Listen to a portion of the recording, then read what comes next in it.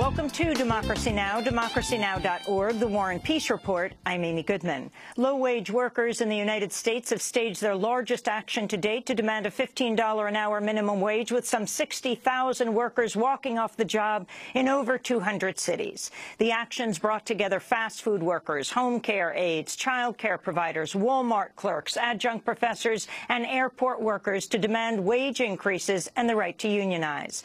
Organizers staged the action on Tax Day to highlight the cost to taxpayers of supporting workers who are underpaid. A new study says low wages are forcing working families to rely on more than $150 billion in public assistance. We'll have more on the historic protests just after headlines. In Iraq, the self-proclaimed Islamic State has gained new ground, claiming several villages near Ramadi, the capital of Anbar province. The takeover of at least 3 new villages poses ISIL's greatest threat to date against Ramadi, which lies about 70 miles west of the capital, Baghdad. Iraqi Prime Minister Haider al-Abadi has sharply criticized the Saudi-led bombing of Iranian-backed Houthi rebels in Yemen, escalating tensions between the two key U.S. allies. Speaking to reporters in Washington, Abadi said the Saudi operation had, quote, no logic and could trigger a wider regional conflict. Saudi Arabia's ambassador to the U.S. quickly hit back, defending the U.S.-supported offensive and denying reports of heavy civilian casualties. Human Rights Watch, meanwhile, has called for an investigation into airstrikes by the Saudi-led coalition on a dairy in Yemen, which says at least 31 civilians at the end of March were killed. NBC News has changed its story about the 2012 kidnapping of chief foreign correspondent Richard Engel in Syria after reporting by the New York Times called his account into question. Engel had said he was captured by Shiite forces loyal to the government of Syrian President Bashar al-Assad. But after the Times found Engel was likely captured by Sunni militants affiliated with the opposition Free Syrian Army, Engel said the kidnappers were Sunni but had, quote, put on an elaborate ruse to convince us they were Shiite Shabiha militiamen. In Ukraine, a prominent journalist has been shot dead in the capital, Kiev. Ukraine's Interior Ministry said Olyspizhina was attacked by masked gunmen. His death comes after a former lawmaker and ally of ousted President Viktor Yanukovych was found shot to death in Kiev on Wednesday.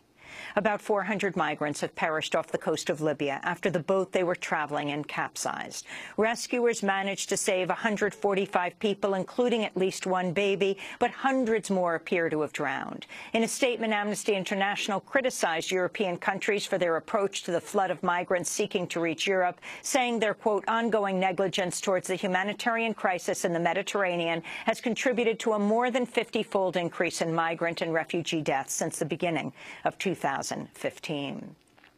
The Colombian government has moved to resume its bombing of FARC rebels following what Colombian President Juan Manuel Santos called a deliberate attack by the FARC. Santos said the attack, which killed 10 Colombian soldiers and 1 rebel, marked a breach of the FARC's unilateral ceasefire. This is a reprehensible act that will not go without punishment and requires decisive action, and there will be consequences. We're going to pursue those responsible for this despicable act. I've ordered the armed forces to lift the suspension of the bombings on FARC camps until further notice. President Santos did not suspend historic peace talks between the FARC and Colombian government aimed at ending the 50-year conflict. A mailman from Florida has landed a tiny personal aircraft on the lawn of the U.S. Capitol in a protest to demand campaign finance reform. Doug Hughes was carrying letters to every member of Congress calling for them to address corruption. He flew about an hour from Maryland into restricted airspace and onto the Capitol's west lawn, stunning authorities and bystanders. He was immediately arrested. Before taking off, Hughes had spoken about his plans to the Tampa Bay Times. I'm going to violate the no-fly zone non-violently. I intend for nobody to get hurt.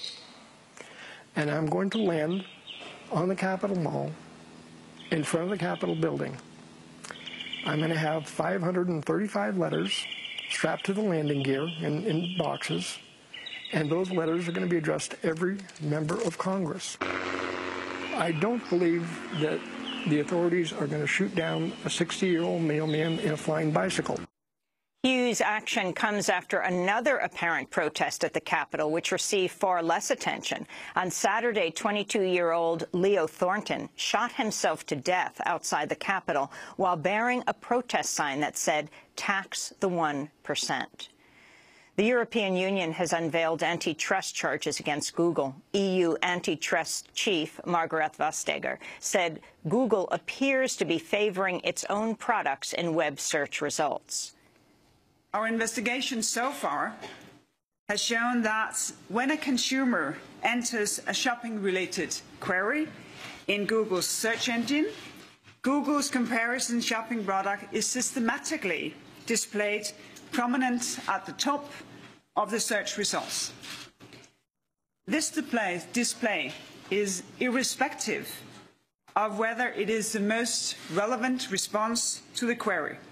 EU regulators have also launched an antitrust investigation into Google's Android smartphone software. A protester opposed to the austerity policies of the European Central Bank interrupted a news conference by the bank's president, Mario Draghi, on Wednesday, jumping on a desk in front of him and showering him with confetti made from a statement condemning the ECB's neoliberal policies. Josephine Witt wore a T-shirt wearing "End the ECB Dictatorship." In the United States, Hillary Clinton has shifted her stance on same-sex marriage just days after announcing her bid for the Democratic presidential nomination. Clinton opposed same-sex marriage as a candidate in 2008, then came out in support of it in 2013, but suggested it should be handled by the states. On Wednesday, a Clinton spokesperson said in a statement Clinton supports marriage equality as a constitutional right. 6 people have been arrested after occupying the lobby to BP's headquarters in Houston, Texas, ahead of the 5th anniversary of the explosion and oil spill which devastated the Gulf of Mexico. On April 20th, 2010, the Deepwater Horizon rig exploded, killing 11 workers and triggering the worst offshore oil spill in U.S. history. Among those arrested Wednesday were Sherry Foytlin from South Louisiana. I have seen with my own eyes the devastation that this spill has caused and continues to cause to this day. This disaster is not over. We have oil that continues to run into our marshes and on our beaches. Our dolphins and turtle continue to wash in dead at higher rates than normal in the longest mortality event in the recorded history of the Gulf of Mexico. But what I'm mainly concerned about is the toxic dispersants they used during the spill that has caused a grave health issue for the people in the Gulf. I've seen children who are sick. In the early days, we had rashes and respiratory problems, but now it's moved into cancers, very aggressive cancers, in parts of where I live in Louisiana, just south of us in Plaquemines Parish. They say they're burying about a person a week. Protesters say the action is one of several planned for the lead-up to the spill's anniversary, including an action today outside BP's annual shareholder meeting in London. The Chicago City Council has agreed to pay a $5 million settlement to the family of an African-American 17-year-old who was killed when a police officer shot him 16 times. Police say Laquan McDonald was armed with a knife when an officer killed him in October. But attorneys for the family say unreleased video from a police dashboard camera shows McDonald was walking away from police. The news comes as the Chicago City Council considers a $5.5 million reparations fund for victims of police torture. Under the reign of Chicago Police Commander John Burge from 1972 to 1991, up to 120 African-American men were tortured with tactics including electric shocks and suffocation. Newly re-elected Mayor Rahm Emanuel has backed a reparations proposal which includes free city college tuition for victims and relatives, counseling services, a memorial to victims, inclusion of Burge's actions in school curriculum, and a formal apology. In Oklahoma, the Tulsa World newspaper reports supervisors at the Tulsa County Sheriff's Office were ordered to falsify the training records of a reserve deputy charged with manslaughter for the fatal shooting of unarmed African-American Eric Harris. Robert Bates is a wealthy insurance executive who donated heavily to the Tulsa Police Department. At least 3 of Bates's supervisors were reportedly transferred after refusing to falsify his training and certification records. And in southern Texas, immigrant mothers held with their children in a private detention center have launched a new hunger strike and work stoppage to demand their release. The women are asylum seekers who say they've been denied bond despite having established a credible fear of violence if they return to Central America. Honduran migrant Kenya Galeano, who spent 5 months in detention with her 2-year-old son before finally being released on bond, described how she was put in isolation as punishment after joining an earlier hunger strike. We knew that we had to find a way to let people outside what was happening inside Carnes, and so we started the hunger strike. And there were 3 of us, 3 mothers, who were placed in isolation. And inside this room, it was really cold. It was dark, and there was a bed in the bathroom. The toilet was right next to the bed, the toilet where we had to go to the bathroom. And my son was in there with me this entire time. On the hunger strike and conditions at the Carnes Detention Center, you can go to democracynow.org.